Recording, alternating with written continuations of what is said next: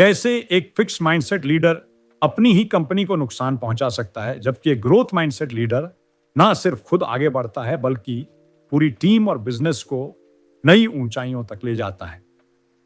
अगर आप किसी कंपनी में काम कर रहे हैं या खुद एक लीडर बनना चाहते हैं तो यह अध्याय आपको यह सोचने पर मजबूर कर देगा कि क्या आप सही माइंडसेट के साथ आगे बढ़ रहे हैं। चैप्टर 1 द माइंडसेट्स, लेखिका कैरोल डवेक इस अध्याय में 2 तरह के माइंडसेट्स के बारे में बताती हैं। फिक्स्ड माइंडसेट, स्थिर सोच।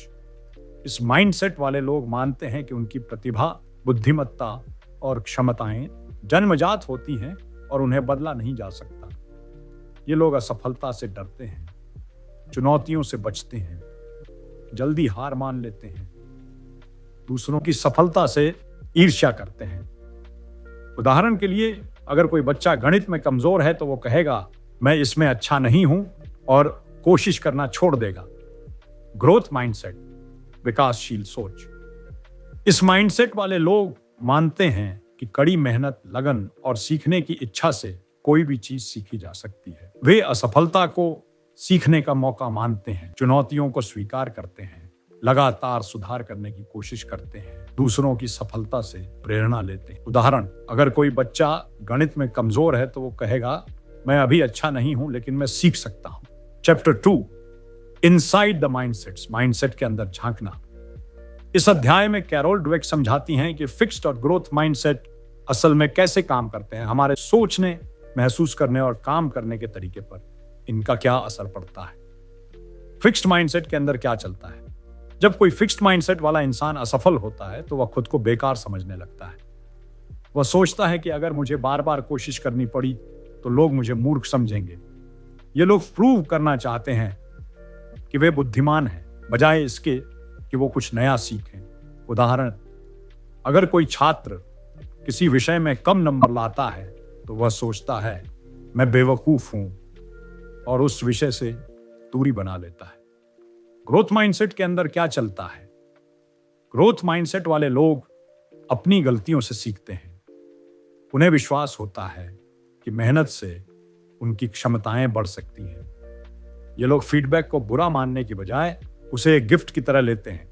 उदाहरण, अगर कोई छात्र कम नंबर लाता है तो वह सोचता है मुझे इस बार तैयारी और अच्छी करनी है और अगले टेस्ट के लिए और मेहनत करता है। Chapter 3 the truth about ability and accomplishment, क्षमता और उपलब्धि की सच्चाई।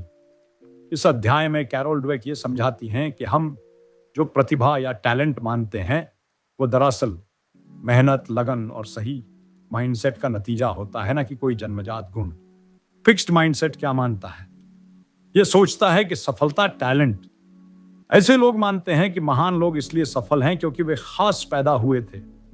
वे दूसरों की सफलता देखकर खुद को छोटा महसूस करते हैं। उदाहरण, अगर किसी दोस्त को प्रमोशन मिल गया तो फिक्स्ड माइंडसेट वाला व्यक्ति सोच सकता है वो मुझसे ज्यादा टैलेंटेड है, मैं कभी नहीं कर पाऊंगा। ग्रोथ माइंडसेट क्या मानता है। यह मानता है कि सफलता, लगन, निरंतर अभ्यास, सीखने की इच्छा। ऐसे लोग मानते हैं कि कड़ी मेहनत से कुछ भी सीखा जा सकता है। वे दूसरों की सफलता से प्रेरणा लेते हैं। उदाहरण, अगर किसी दोस्त को प्रमोशन मिल गया तो ग्रोथ माइंडसेट वाला व्यक्ति सोच सकता है उसने मेहनत की है, मैं भी कर सकता हूं। साइंटिफिक सबूत। डवेक कई रिसर्च स्टडीज के जरिए बताती हैं कि जिन बच्चों को यह सिखाया गया कि दिमाग एक मसल की तरह होता है जिसे अभ्यास से मजबूत किया जा सकता है, उन्होंने अपनी पढ़ाई में काफी सुधार किया। मुख्य संदेश, प्रतिभा केवल एक शुरुआत होती है। असली फर्क तो आपकी मेहनत, नजरिया और लगातार सीखने की चाह से पड़ता है।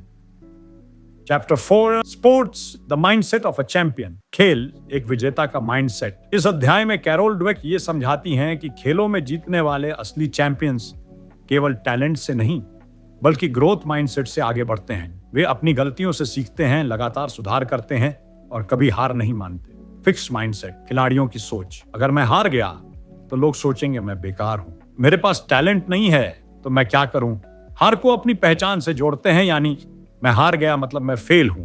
उदाहरण, एक खिलाड़ी जो सिर्फ जीतने पर फोकस करता है हार के बाद टूट जाता है, ग्रोथ माइंडसेट, खिलाड़ियों की सोच, मैंने आज अच्छा नहीं किया लेकिन अगली बार बेहतर करूंगा। मेरी हार मुझे सिखा रही है कि मुझे किसमें सुधार करना है। वे खुद को फेलियर नहीं मानते, वे हार को एक सीखने का मौका मानते हैं। उदाहरण, माइकल जॉर्डन ने कहा था, मैं बार बार फेल हुआ हूं, इसलिए मैं सफल हुआ हूं। चैंपियन बनने के सूत्र, लगातार अभ्यास करो, भले ही मुश्किल लगे। 2, अपनी गलतियों से डरो मत, उनसे सीखो। 3, सिर्फ नतीजों पर फोकस मत करो, बल्कि अपने सुधार पर ध्यान दो। 4, टीम वर्क और कोचिंग को अपनाओ, ईगो को हटाओ। 5वां अध्याय, व्यवसाय, माइंडसेट और लीडरशिप, बिजनेस, माइंडसेट और नेतृत्व।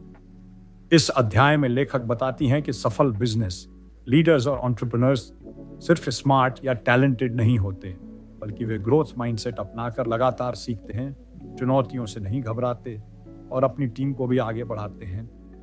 फिक्स्ड माइंडसेट बिजनेस लीडर खुद को हमेशा सही मानते हैं, आलोचना को अपमान समझते हैं, गलती मानने से डरते हैं, टीम की बजाय अपनी पोजीशन को बचाने में लगे रहते हैं।